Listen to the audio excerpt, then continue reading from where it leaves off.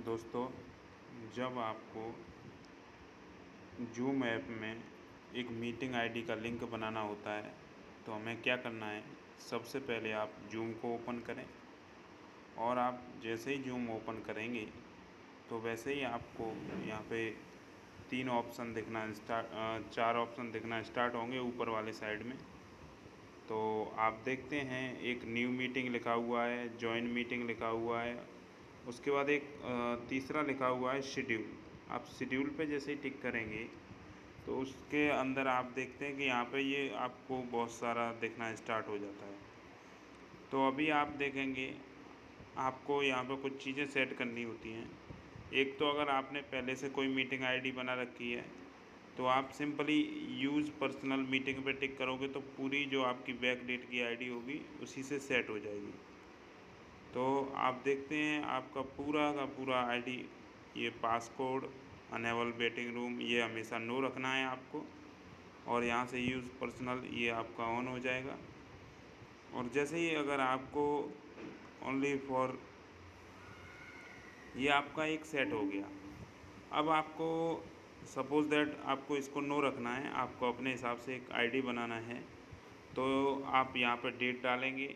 Date में आप अपना जो भी डेट आपको सेलेक्ट करना है, जैसे मान लीजिए आपको 10 तारीख में किसी को लिंक देना है तो आप 10 तारीख सेट कर देंगे। और समय जैसे ही आप जो समय अपना रखना चाहें, जैसे मान लीजिए मैं समय रखना चाह रहा हूँ 6 बजे का, 6:30 बजे का, तो मैं ऐसे करके समय को सेट कर देता हूँ। या आप यहाँ से ये आप ऐसे यहाँ पर भी सेट कर सकते हैं। आप दोनों तरीके से सेट कर सकते हैं। ये सेट हो गया। अब जैसे यहाँ पे एक तो आप इसको घुमा के सेट कर सकते हैं या फिर आप यहाँ पे जाएंगे तो यहाँ पे टाइप कर सकते हैं। जैसे मान लीजिए आपको लिखना है 07:20 का, ये सेट हो चुका है आपका, तो यहाँ से आप सेट कर सकते हो। और आपको जैसे ही आप इस पर आप टिक करोगे तो ये जैसे ही आप यहाँ टिक करोगे तो ये आपका ऑप्शन नो हो जाएगा। और ये आपको हमेशा जो अनेबल वेटिंग रूम है इसको यस नहीं करना है, नो ही रहने देना है, इसमें कुछ नहीं करना है। आपको ये हमेशा ध्यान रखना है ये नो होना चाहिए, क्योंकि जब भी ये यस रहेगा तो जो आपकी मीटिंग में पार्टिसिपेंट ऐड होगा तो उसको आपको बार बार परमिशन देना पड़ेगा, तो आपको मीटिंग में डिस्टर्ब होगा। तो इसीलिए हमें क्या है कि ऐसे करके इसको बनाना है।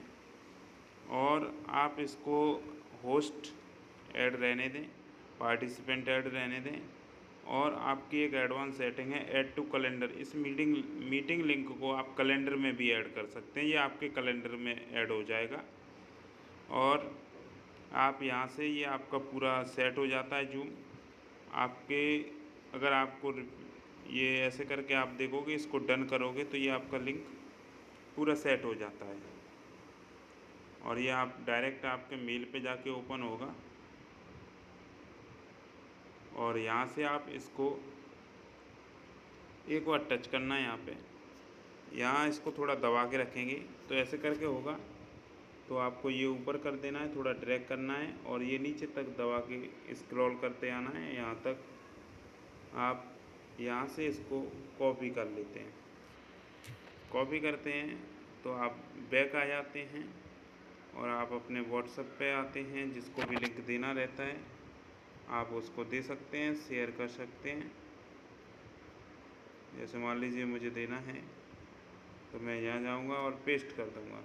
और पेस्ट कर दूँगा, जैसे मुझे यहाँ कुछ लिखना है इस मीटिंग के बारे में, किसके बारे में मीटिंग हो रही है, तो आप जो भी लिखना चाहें जैसे लिख भी सकते हैं। ऐसे करके आप जो भी लिखना चाहें, पहले से आपको टाइप करना रहे तो आप टाइप कर सकते हैं इसको।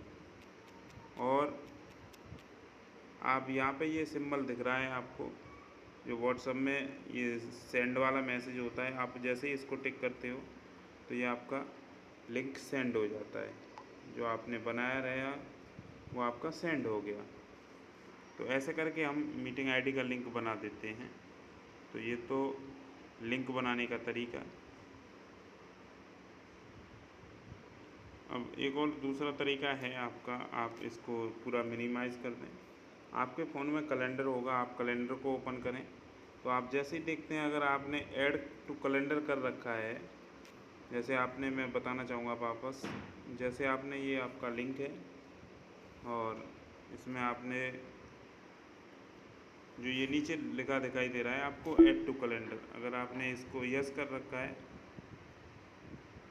तो आप इसको यहाँ से आप जाते हैं अपने कैलेंडर में, तो यहाँ पर टच करेंगे आप, तो यहाँ से आपको डायरेक्ट एक शेयर का ऑप्शन दिख रहा है, आप यहाँ से इसको शेयर भी कर सकते हैं किसी को भी।